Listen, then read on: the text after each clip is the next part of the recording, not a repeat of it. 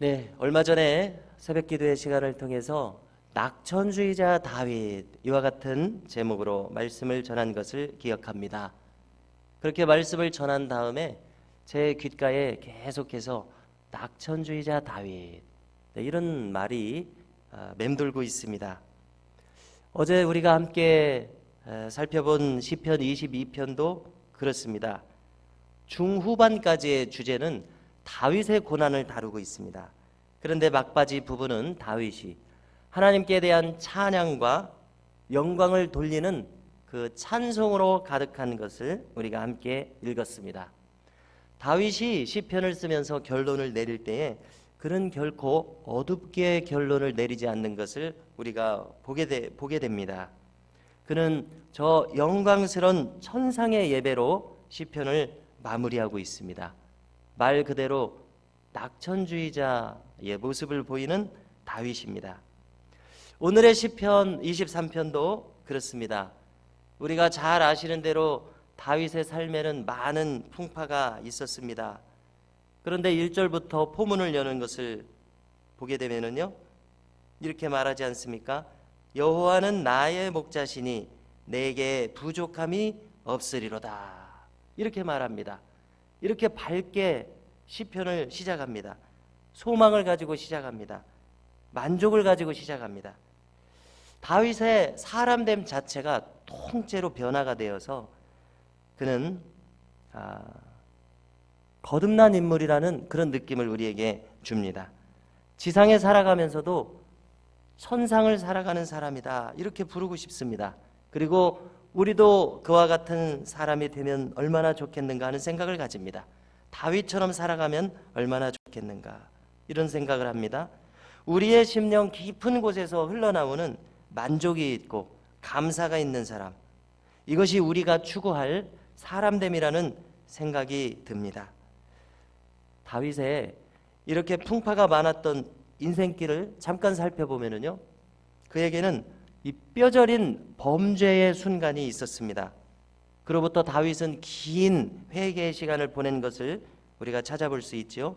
또 사울왕으로부터 참으로 억울하게도 10년이나 쫓겨다니는 이 20대를 보냈습니다.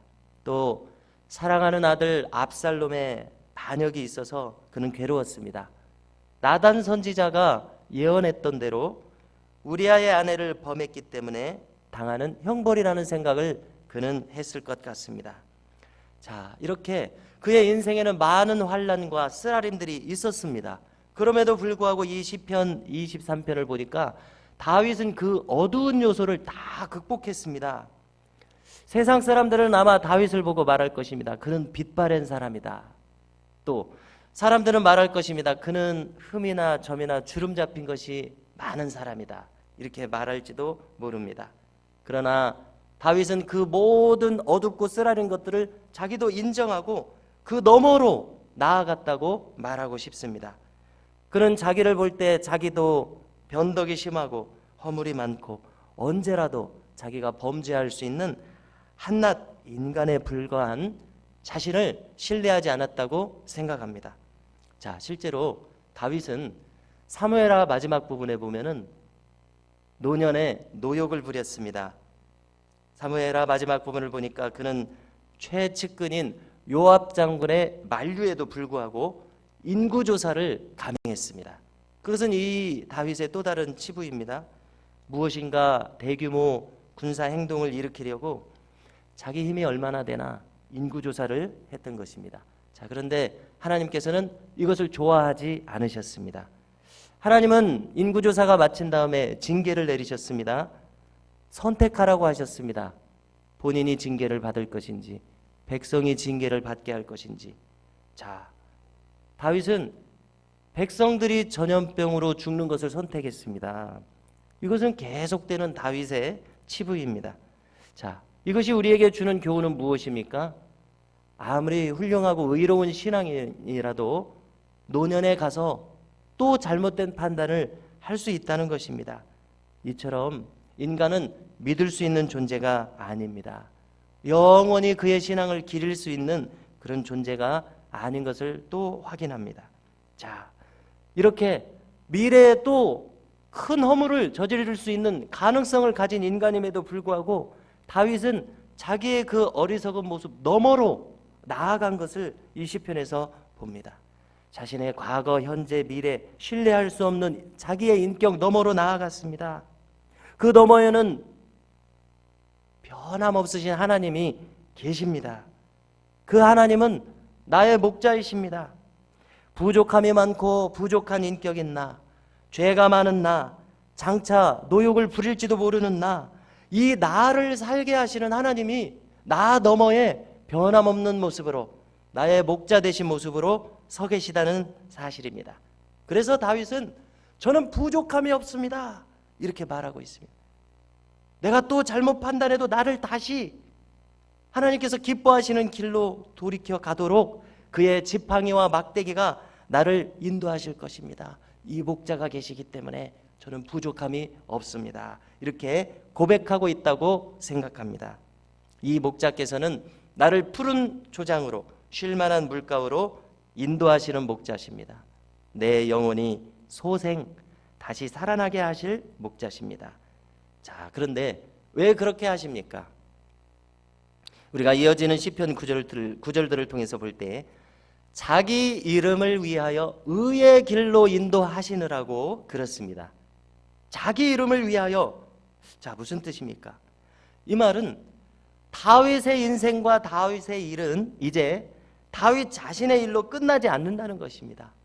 이제 이 다윗의 일은 하나님 편의 일이 됩니다. 하나님의 일이 되었다는 것입니다.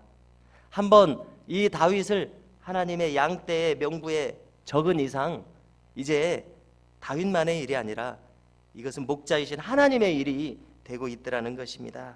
그래서 자기 이름을 위하여 다윗은 내 양이로다. 내가 책임지는 양이로다. 할렐루야. 우리도 그렇습니다. 우리도 이렇게 하나님의 명부에 하나님의 양으로 이름이 기록된 이상 이렇게 힘겹게 살아가고 있고, 오늘도 우리는 갈 길 몰라 방황하고 있습니다. 누군가 양에 대해서 설명할 때 양은 완고하고 고집스러워서 자기가 가는 길로만 간다는 것입니다. 목자는 저쪽으로 가서 인도하고 있는데도 자기가 가는 길로만 간다는 것입니다. 자기 하던 대로만 합니다. 또 더럽고 냄새가 나고 저 혼자 우유를 짜낼 수도 없습니다. 저 혼자 대변을 원활하게 볼 수도 없습니다. 목자가 도와줘야 됩니다. 목자의 명부에 있는 이상 이처럼 약하고 손이 많이 가는 이 양떼를 목자가 책임지는 이상 양인 나는 걱정이 없다는 것입니다. 성도 여러분, 하나님께서는 자기 이름을 위하여 우리 모두를 의의 길로 인도하실 것을 우리는 이 아침에 믿어야겠습니다. 이제 우리가 살아가는 것은 하나님의 일이 되고 있습니다. 우리를 기업으로 삼으셨습니다. 이것이 하나님의 주권으로 하시는 일입니다. 하나님은 반드시 우리를 신앙의 최종 승리로 이끄실 것을 우리는 꼭 믿어야겠습니다. 이제 함께 5절을 찾으셔서 읽으시겠습니다. 주께서 내 원수의 목전에서 내게 상을 차려주시고 기름을 내 머리에 부으셨으니 내 잔이 넘치나이다. 아멘. 자, 원수의 목전이라 이런 말이 나왔습니다. 자, 사울왕에게 자신들을 맡겼던 맹목적으로 사울을 따랐던 자들, 의로운 것이 무엇인지 분별하지 못하고 사울에게 자기의 인생을 맡겼던 그런 자들, 또 압살롬을 맹목적으로 따랐던 자들, 다윗의 대적들입니다. 그들 앞에서 하나님께서는 상을 베풀어 주십니다.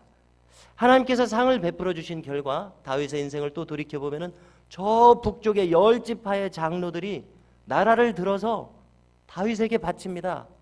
다윗은 유다와 베냐민 지파의 두 지파의 왕에 불과했습니다. 그런데 저 북쪽의 10지파의 장로들이 나라를 들어서 다윗에게 머리를 숙여서 우리를 통치해 주옵소서, 통일왕국의 왕으로 옹립해 줍니다. 기름 부어서 이 왕국의 왕이 되게 합니다. 그래서 다윗은 고백합니다. 다윗이 해달라고 한 것도 아니에요. 하나님께서 이렇게 되도록 하셨습니다. 그래서 다윗은 내 잔이 넘치나이다 이렇게 고백했습니다. 자, 전쟁에서 이긴 장수라면 그 전리품을 얻어서 기쁜 것보다 그가 참된 장수라면 말입니다, 전리품을 얻어서 기쁜 것보다 전쟁에서 승리한 자체로 기뻐할 것입니다.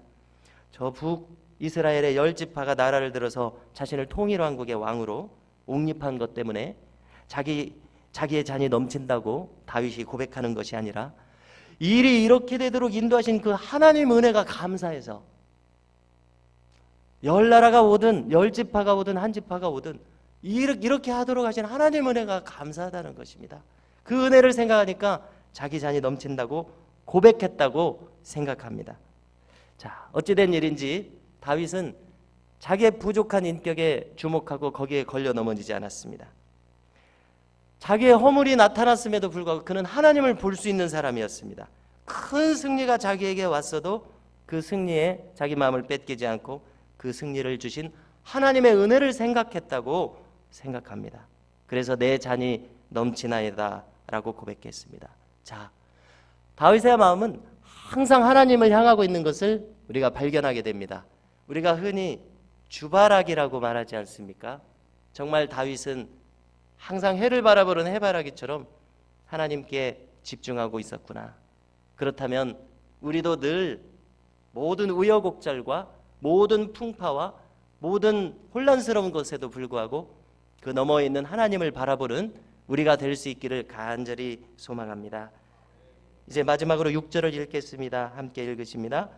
내 평생에 선하심과 인자하심이 반드시 나를 따르리니 내가 여호와의 집에 영원히 살리로다. 아멘. 이렇게 다윗을 따라서 우리가 이러한 심정으로 오늘 하루 그리고 남은 평생을 살아갈 수 있기를 간절히 소망합니다.